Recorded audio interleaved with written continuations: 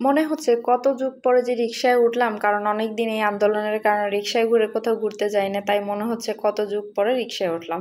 আসসালামু আলাইকুম, আমার গল্প আমার আমি শারমিনীলা। সবাই কেমন আছেন? নিশ্চয়ই ভালো আছেন। আমি আলহামদুলিল্লাহ ভালো আছি। তো আজকের গন্তব্যস্থল হলো মিরপুর। মিরপুরে যে বাজার মূল্য কেমন সেটা শেয়ার করব। তো যেতে যেতে দেখছি খুব সুন্দর করে বাচ্চারা পেন্টিং করেছে, যেগুলো দেখতে আসলে অনেক বেশি ভালো লাগছে। আর এই জায়গাটায় কিন্তু বিভিন্ন দফায় বিভিন্ন আন্দোলনের স্লোগান লিখে একদম নষ্ট করা হয়েছিল। সেই জায়গাগুলো এত সুন্দর করে পেন্টিং করছে, দেখতেই ভালো লাগছে। তো আজকে বাজার মূল্য ট্রাই করার জন্য মিরপুর চলে এসেছি। তো মিরপুর চলে এসেছি, দেখলাম কাঁচা বাজারের একদম মানে একটা হাট বসেছে।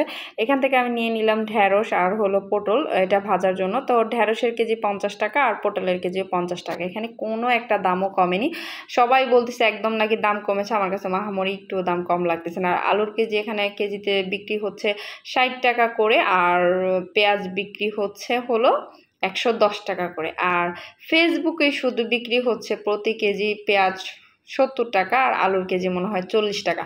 আপনারা ফেসবুকে যদি অর্ডার দেন তাহলে পাবেন, কিন্তু বাজারে গিয়ে কখনো আসলে আপনারা দোকানদারকে বলিয়েন না, তাহলে আমাকে যেটা বলেছে আপনাকে সেটাই বলবে, যে আমরা যদি কিনতে পারি কম দামে অবশ্যই আপনাদের কম দামে দিব।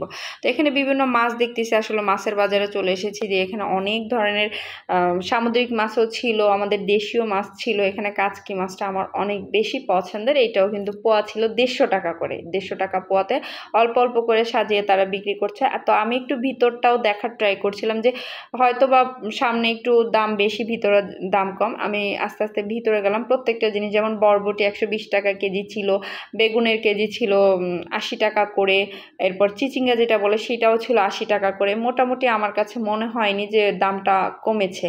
তো এখানে পেঁয়াজটা এখানেও দেখলাম, এইখানেও কিন্তু 110 টাকা। তারপরে আলু 60 টাকা, একই দাম। তারপরে এখান থেকে আমি কাঁকড়া দেখে নিলাম। আমার কিন্তু কাঁকড়া খেতে অনেক বেশি ভালো লাগে। আমি চট্টগ্রামে যখন নেভাল সি বিচে যাই তখন কিন্তু কাঁকড়া ভাজিটা খেতে আমার কাছে বেশি ভালো লাগে। কার কার কাঁকড়া খেতে ভালো লাগে অবশ্যই কমেন্ট করবে। এখানে এত ধরনের মাছ ছিল দেখে তো আমার কাছে অনেক বেশি ভালো লাগছে। তো আমি এখান থেকে কিন্তু ফ্রেশ ফ্রেশ কাঁকড়া নিয়ে নিলাম। আমি আগে দেখলাম যে গন্ধ আছে কিনা, দেখলাম না, এখনো অনেকটা ফ্রেশ আছে মাছটা। তো এখান থেকে আমি কাঁকড়া নিয়ে নিলাম। আর কাঁকড়াগুলো মনে হচ্ছে কি আমার দিকে তাকিয়ে আছে, বিভিন্ন কালো কালো যে গোল মনে হচ্ছে তাকিয়ে আছে।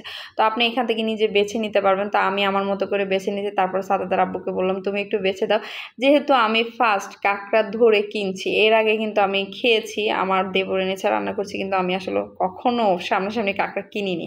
তারপর এখানে কাটা মাছ ছিল, কাটা মাছের কেজি জিজ্ঞাসা করলাম, বললো সে 700 টাকা। বাবা, এত দাম! তারপর এখানে সাগরের যেটা বলে সুন্দরী বাইলা, সেটা নিয়ে নিলাম 1 কেজি। এটা কিন্তু সাদাতের আব্বুর এত বেশি পছন্দ, এটা চট্টগ্রামে থাকলে অনেক বেশি খাওয়া হয়। তারপর ইলিশের বাজারে চলে এসেছে। ওর বাবা বললো তোমার না ইলিশ খেতে অনেক বেশি পছন্দ লাগে, চলো যাই।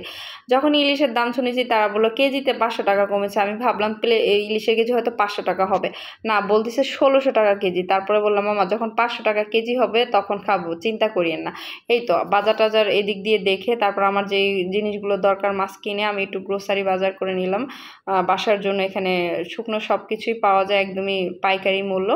তো এই তো বাজার টাজার করা শেষ, তারপরে এই তো চলে যাচ্ছি।